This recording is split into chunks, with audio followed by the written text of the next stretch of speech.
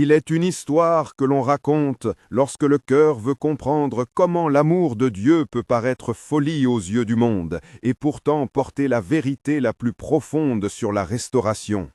Cette histoire prend place dans les ruelles poussiéreuses du royaume du Nord, parmi tentes et maisons basses, où les voix des anciens se mêlent aux cris des marchands et où le silence du désert révèle l'âpreté d'un peuple qui s'est égaré. Si vous restez jusqu'à la fin, abonnez-vous et activez les notifications pour entendre d'autres récits qui disent la même chose sous d'autres noms. Laissez un like pour soutenir la diffusion de cette parole qui parle au cœur. Osée était un homme simple de la région d'Israël, connu pour sa droiture et pour l'écoute attentive qui habitait son visage. Il marchait souvent le matin avant le soleil brûlant, l'ambre des sandales frappant la poussière, les narines pleines d'odeur du thym sauvage et du bétail. Lorsqu'il se tenait à l'entrée d'une tente ou près d'une source, ses voisins le voyaient comme un homme que la parole visitait, non par l'orgueil des puissants, mais par la gravité de celui qui porte un message pour le peuple. L'Éternel parla à Osée dans ces jours-là, et la parole fut directe, troublante pour l'esprit humain. Il devait prendre pour femme une femme de mauvaise vie. L'ordre avait la forme d'un acte prophétique. Il n'était pas seulement une affaire de cœur, mais une figure vivante, un signe posé devant Israël. Osée n'eut pas la lente indulgence d'une option. Il comprit que sa vie devenait surface d'un dessein plus grand que lui. L'obéissance s'imposa comme une route aride à travers laquelle il marcherait la grâce et le scandale. Gomère entra dans le récit non comme une figure faite pour la consolation, mais comme une réalité complexe, marquée par l'errance et par les regards qui condamnent. Elle venait d'un monde où la survie se payait souvent du mal-être de l'âme. Son nom portait l'empreinte d'une humanité fracturée. Lorsqu'Osée la vit pour la première fois, ce n'était ni dans un temple ni dans la maison d'un notable, mais parmi d'autres visages pressés au bord d'une route, là où passent ceux que l'on évite de nommer.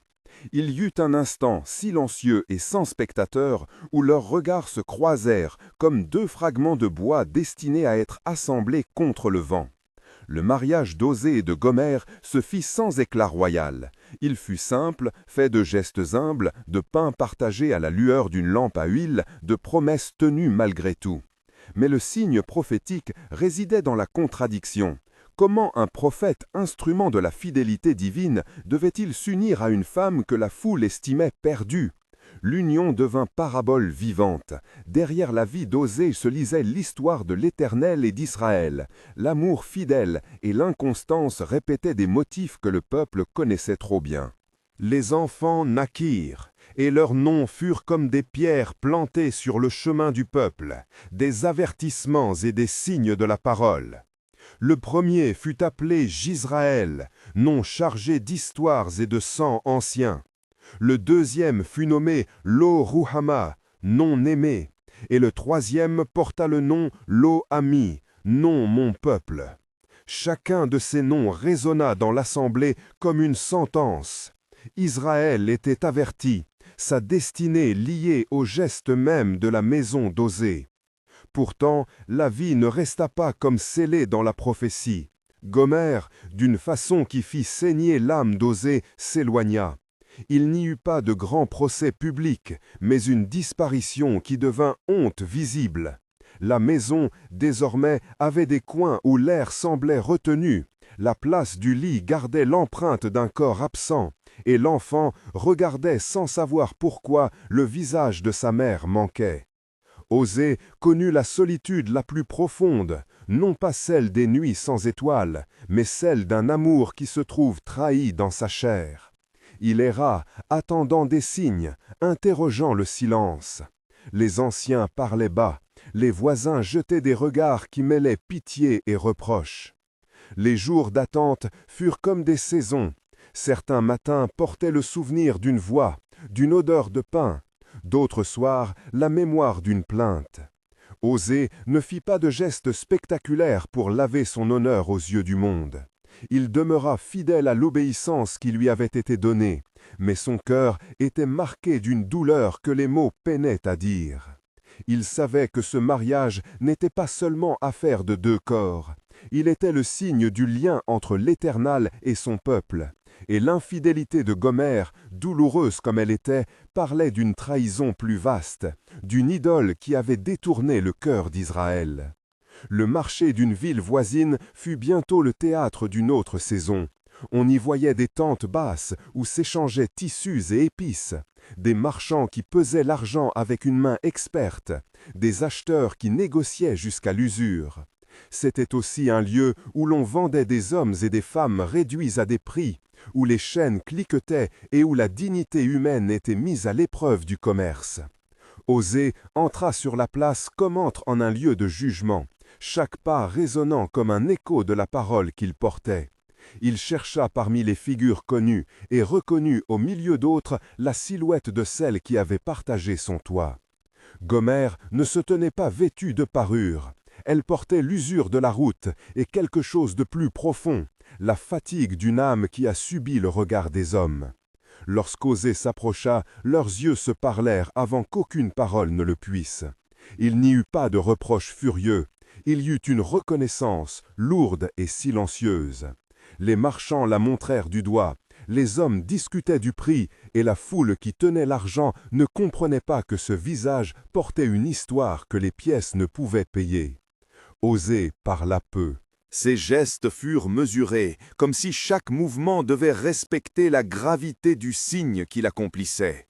Il pesa les pièces, tendit l'argent et prit la main de Gomère. Les mots qui suivirent furent simples. « Je rachète ». Ce geste de prendre celle que la société condamnait et de la rendre libre ne fut pas seulement une transaction, il fut la proclamation silencieuse d'une vérité.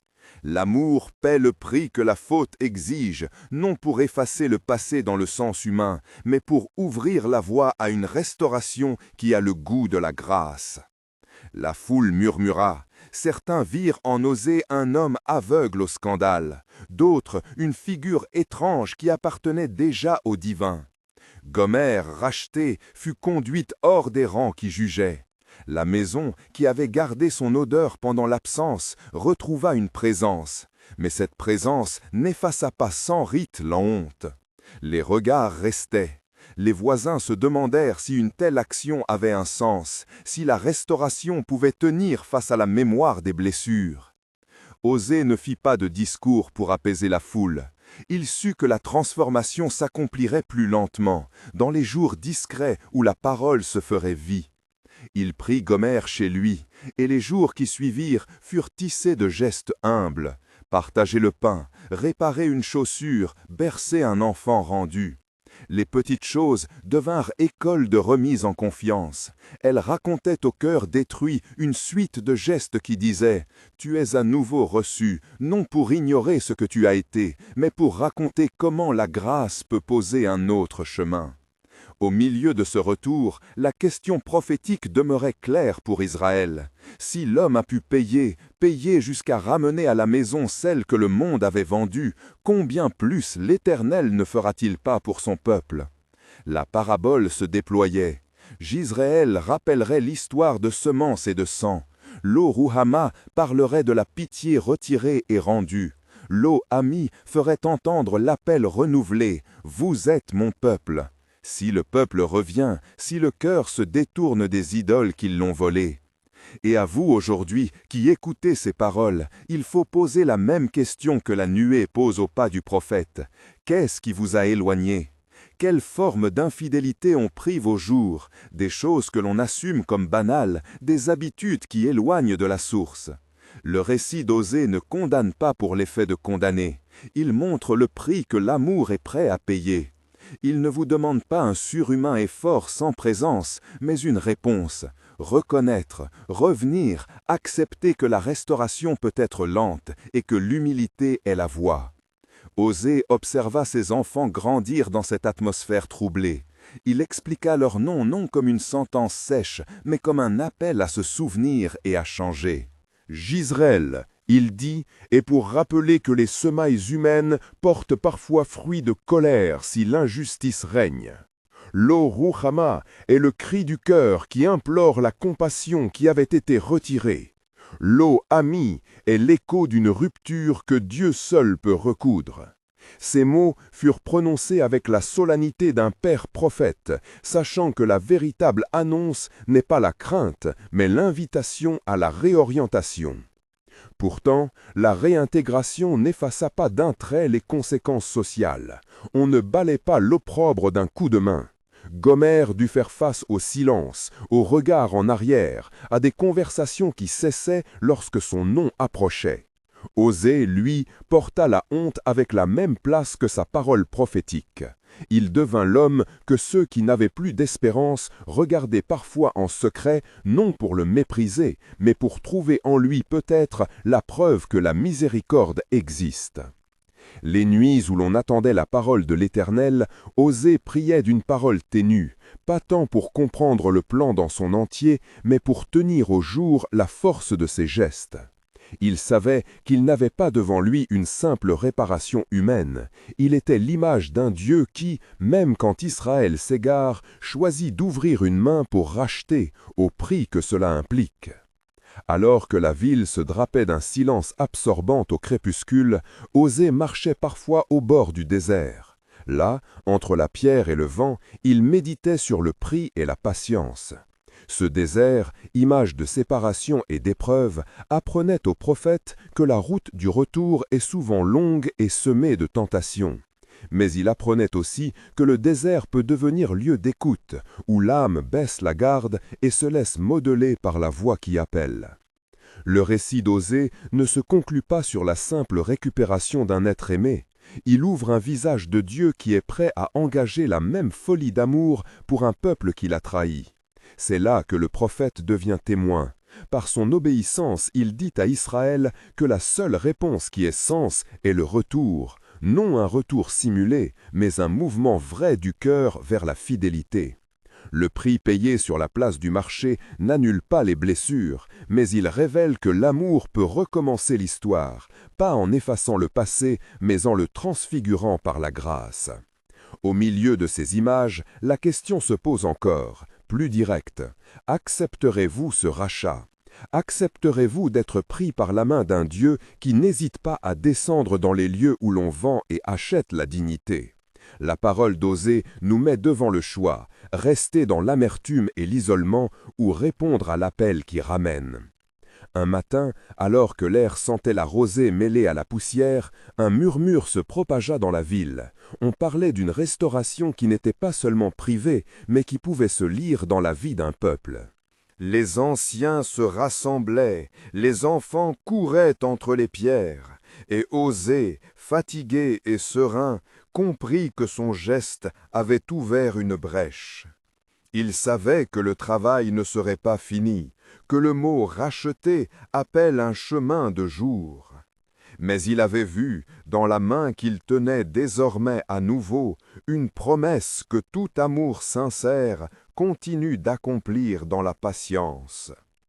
Et maintenant, au seuil d'une autre journée, la route d'Osée continuait. Il y avait encore des voies à rencontrer, des refus à affronter, des prières à murmurer pour un peuple qui semblait souvent sourd. Il y avait aussi des occasions d'enseigner que la grâce se manifeste dans des gestes concrets et non seulement dans des discours.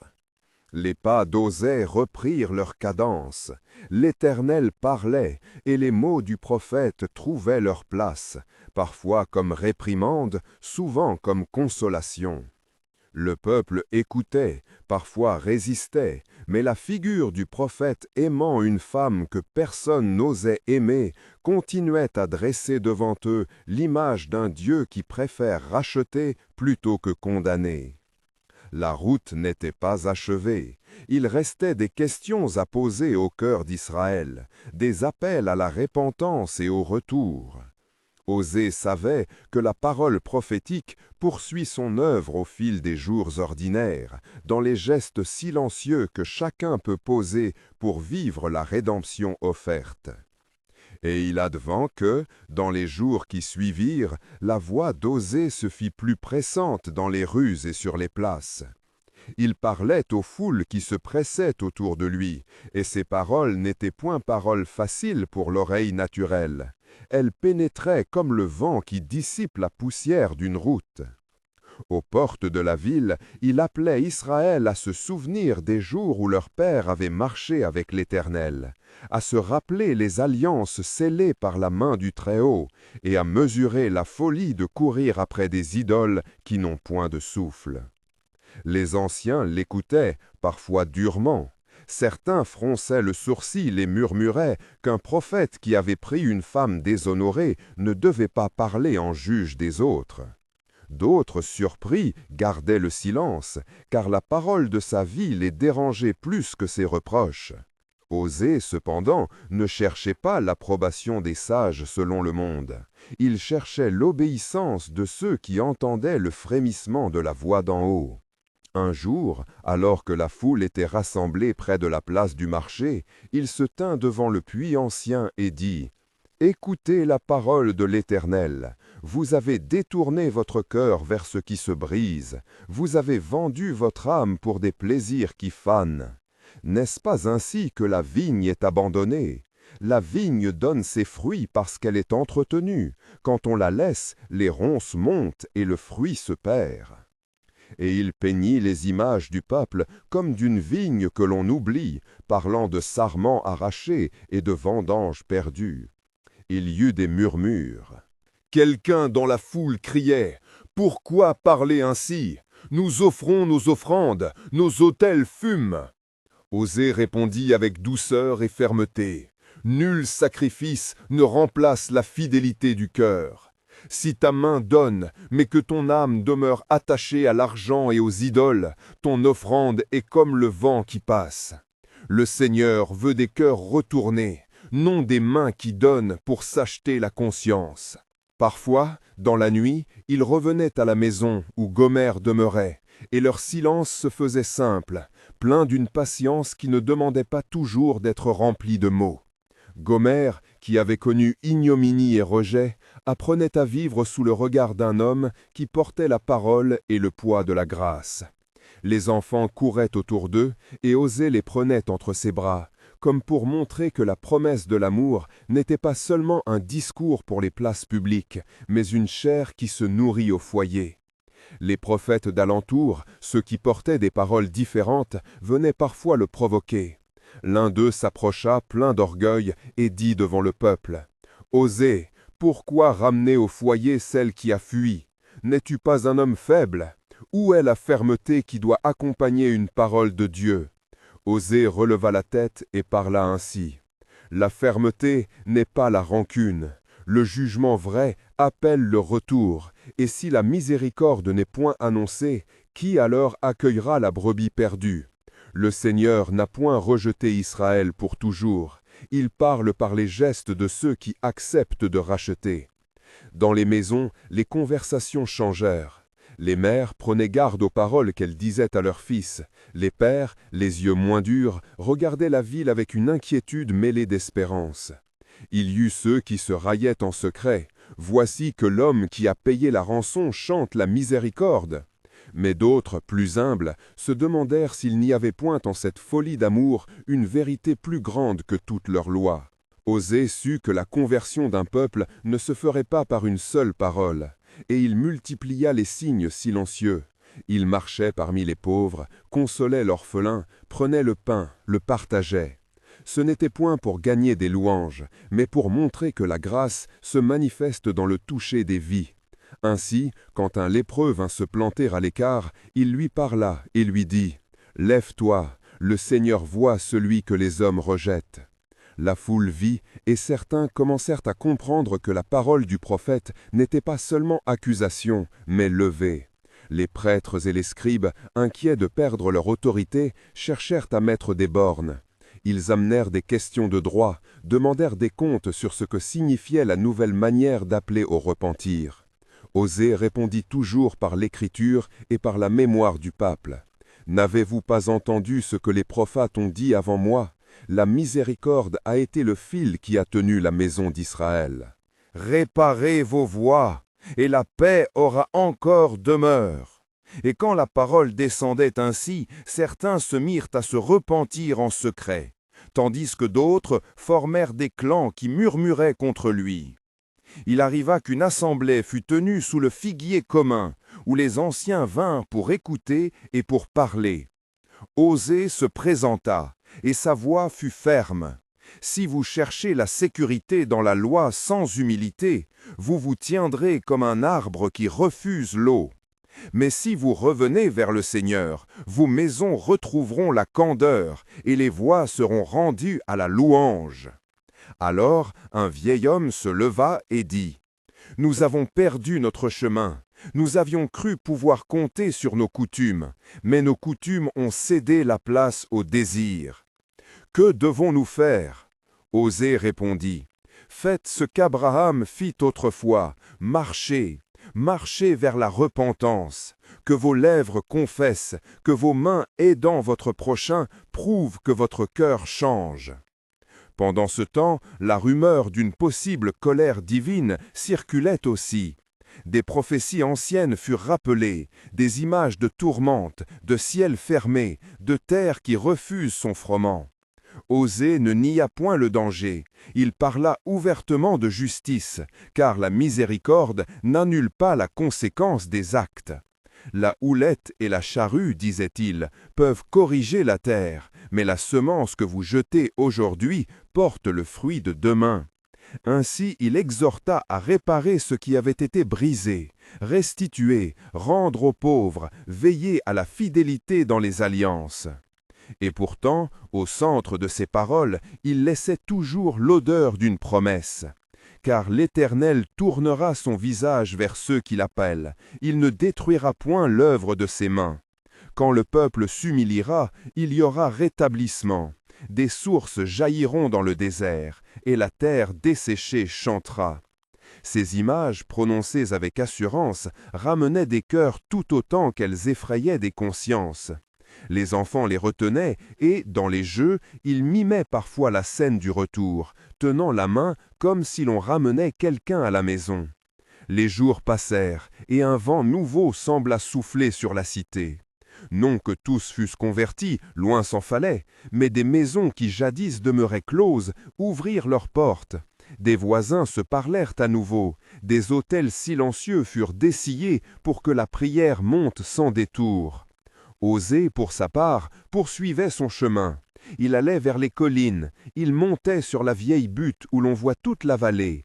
Et là, il criait la parole avec une voix qui semblait venir d'une profondeur plus haute que la sienne. Il savait que le chemin serait long et parfois cruel.